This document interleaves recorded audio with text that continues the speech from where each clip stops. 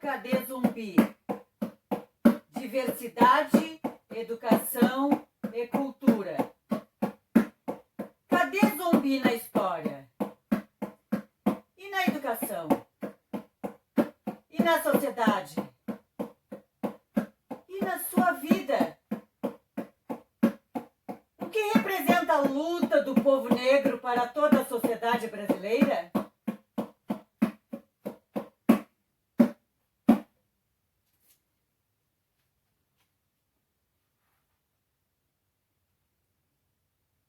E quem é Zumbi? Quem foi ele? Um menino negro como tantos que há no Brasil. Brincava de amarelinha, soltou o balão, chupou o caju, montou vassoura e saiu pela rua fingindo que era cavalo. Só não jogou futebol, porque esse jogo não tinha sido inventado ainda.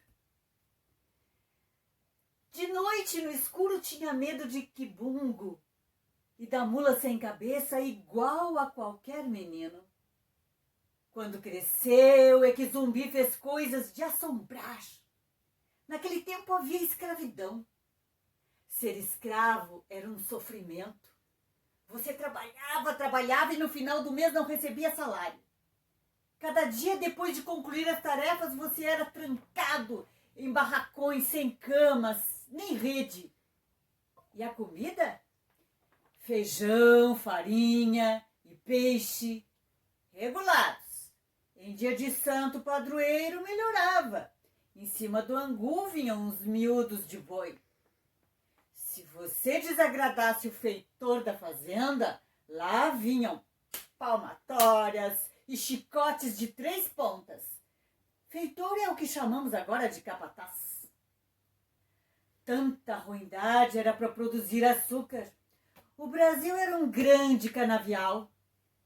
Tirando o mato brabo, ainda cheio de onças e sucuris, era tudo coberto de pés de cana. O escravo plantava, o escravo colhia. Como naquele tempo não havia caminhões, a cana era arrumada em carro de boi. Um escravinho ia tangendo os animais e cuidando para a carga não cair. Se caísse, lá vinha o capataz. Quem tocava a moenda para espremer a cana era o escravo. Só em algumas fazendas ele usava o boi ou a água corrente, feito o melaço. Outro escravo enchia os tachos. De vez em quando os escravos fugiam. Como eles foram trazidos para a África acorrentados pelo pescoço, não conheciam bem a terra e eram pegos de novo. Imagine o que passavam na mão dos capatazes. Certa vez, no sul de Pernambuco, 40 negros fugiram, deixando um fazendeiro com muita raiva. E caminharam léguas até a Serra da Barriga, em Alagoas. Lá formaram um quilombo. Quilombo era um lugar em que se reuniam os negros que fugiam e os índios também que fugiam e que estavam escravizados. Esses 40 formaram um quilombo de Palmares e a população foi crescendo, crescendo. E os 40 viraram 100, 300, 500, 1000. Quem fugisse já tinha para onde ir, fosse negro ou fosse índio, nem sempre chegava. Podia errar a direção, comer o que não devia, enfrentar a jaguatirica, e se for. E no último instante, já com a língua de fora, aparecia alguém de Palmares, um palmarino, e lhe dava a mão. Chegando lá, são e salvo, você estava livre. Os fazendeiros e o governo não se conformavam com Palmares. Quase todo ano, eles mandavam uma expedição atacar a cidade dos negros e índios. Os palmarinos abandonavam as suas casas e se escondiam no fundo do mato. Antes mesmo que as expedições saíssem para atacá-los, eles já estavam sabendo. E quem é que dava o serviço? Negros que viviam na cidade mandavam avisar: olha, tal dia, tal hora o inimigo sairá daqui, espiões, comerciantes, brancos, né? Eles avisavam, tinha brancos também que avisavam, né? Faziam negócios, vendiam pólvora e sal aos palmarinos, não iam perder o lucro, né? O chefe de Palmares se chamava Ganga Zumba. Em língua quimbundo, falada na África, quer dizer rei.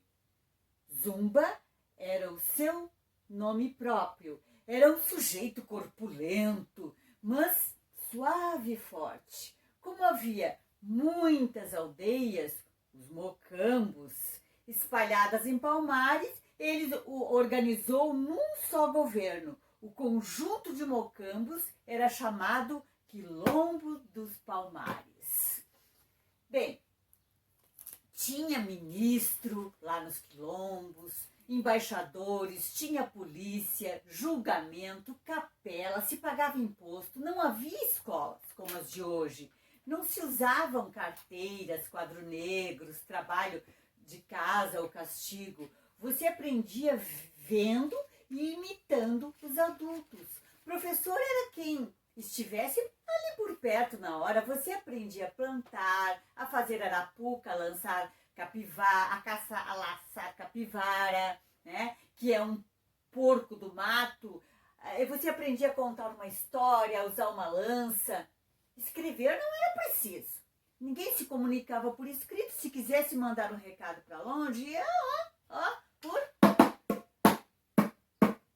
tambores. Gastava-se o tempo desenhando, inventando calungas de barro, dançando e cantando. E Zumbi, que ainda não apareceu nessa história. Vai que um dia uma expedição inimiga entrou num mocambo. Mocambo era tipo um bairro, né? E desceu o pau, queimou as casas, degolou as crianças e velhos. E um menino de meses escapou de morrer.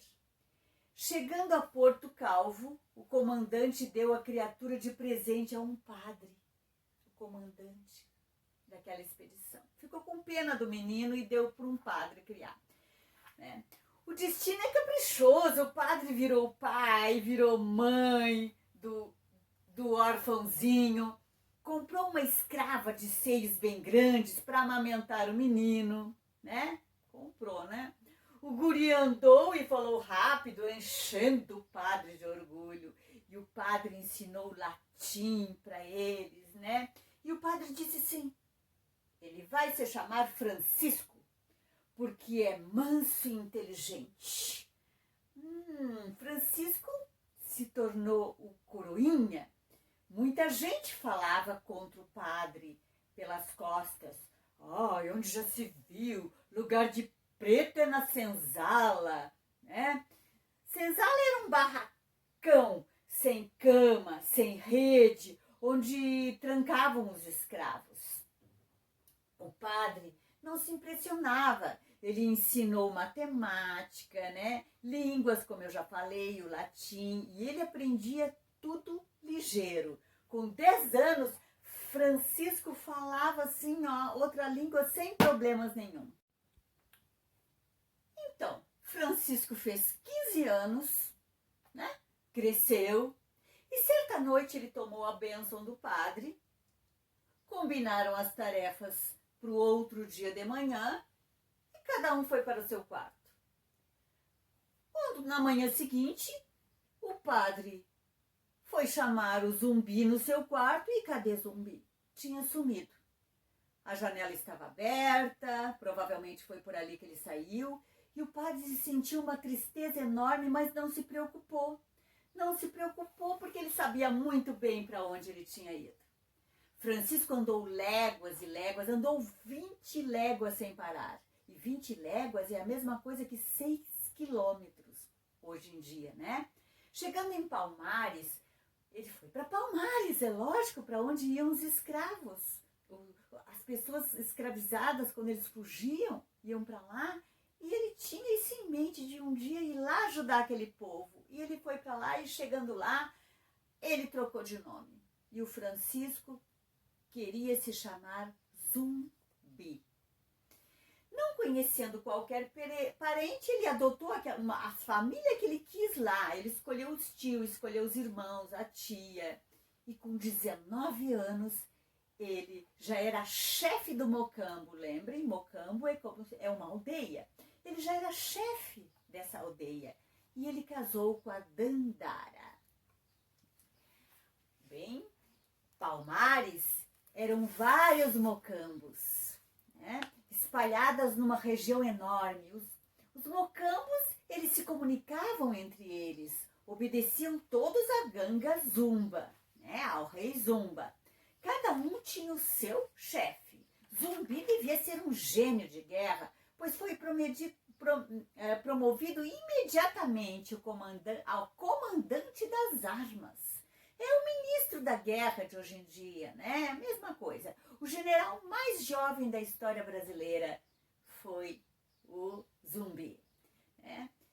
E o Ganga Zumba, que era o rei, o maioral de Palmares, ia mal das pernas, perdeu algumas batalhas. Não eram batalhas como as de hoje, com foguetes, tanques e metralhadoras. Nem tinham isso ainda, não tinha inventado. Então, como é que se matava? Havia espingardas. Cada vez que você atirava com a espingarda, tinha que socar pólvora. Demorava, o inimigo fugia. Daí se usava mais a flecha envenenada, a lança e a espada. Na falta deles, paus, pedras, até água fervendo eles jogavam. Faziam-se buracos com espetos, disfarçando com galhos para fazer armadilhas. O inimigo caía ali e adeus. Se fosse índio, rachava a cabeça da outra pessoa com um porrete de maçaranduba, né?